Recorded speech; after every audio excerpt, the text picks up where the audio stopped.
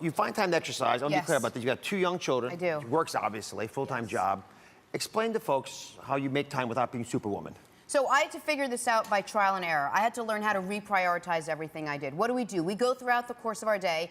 At the end of the day, we said, oh, I just didn't get a chance to work out, and I was so busy I didn't get a chance to eat well. You have time to brush your teeth. You make time to pick up your kids from school. You have time to go to the grocery store. You have time to finish that project at work. So make time for the most important thing in the world, and that's you. If you don't work, no one around you works. So take 3 days a week and make working out and eating well the first thing on your to-do list over the course of the day. That's how you reprioritize. All right, so I'm going to take your motivational approach. Yeah. We're going to apply it to some survey questions. Remember we had that, the American Great Weight Campaign poll, where we asked 1,000 people what they think, that big poll that's become so popular now. 72% of you said that you dread a diet.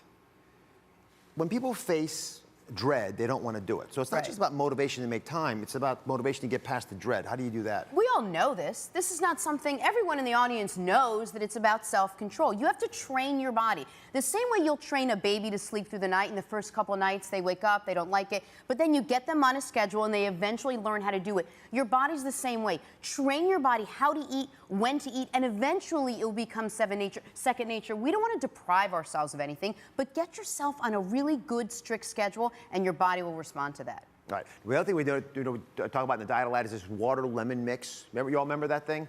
People love it. It's a very old remedy. It's used by the Ayurvedic traditions quite a bit in India, etc. You've got a better idea. So we've got the lemon idea here, which I happen to like a lot. So it's the first thing I do in the morning.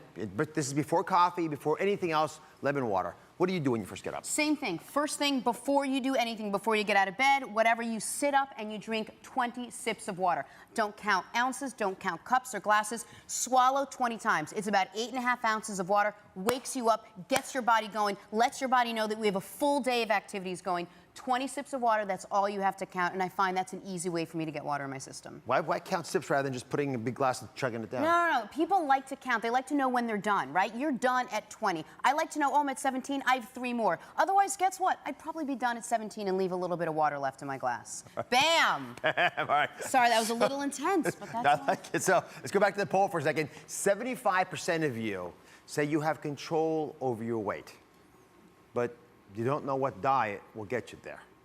I want to talk about this for a second because it's important. The implication also is if you're not losing weight and you control your destiny, it's your fault, which I also want to address today. What do you think about that survey question? Look, it's true. We have control over it. It's on us. We could choose to have 1 cookie or 3 cookies. We could choose to have, 3 slices of pizza or 1 slice of pizza. You have to understand what self-control is, because without it, we're just off the rails. So 100% the onus is on you to be able to make those choices. We know it's on us, but you have to be able to do it. You have to have the willpower and the self-control. It's the most important thing. We go through life with one body. This is all we get. You don't take care of this now, you will pay for it later. If you think about that in those conditions, in those terms, I promise you, you'll make better choices. I find a lot of folks work really hard at their dieting, but they don't work smart at their dieting. That's a big point, I think, for a lot of us to understand. There's some big mistakes we make thinking about the process. It happens all the time.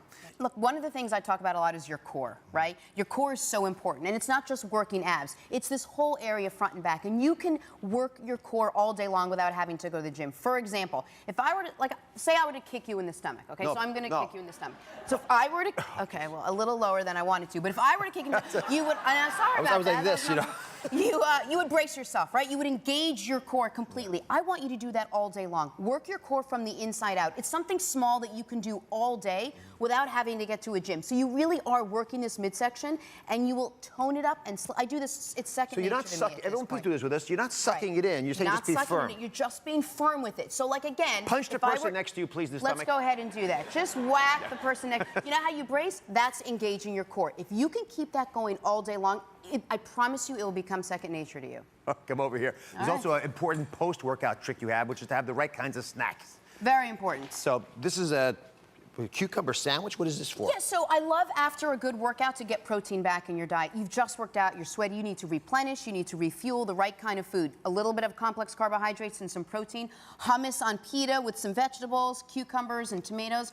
Great way to get something in. Small little meals and snacks. So you don't mind a little bit of carbs? Nope, I don't mind some good complex carbohydrates. Whole wheat, whole grain, I'm fine with that. What's this for?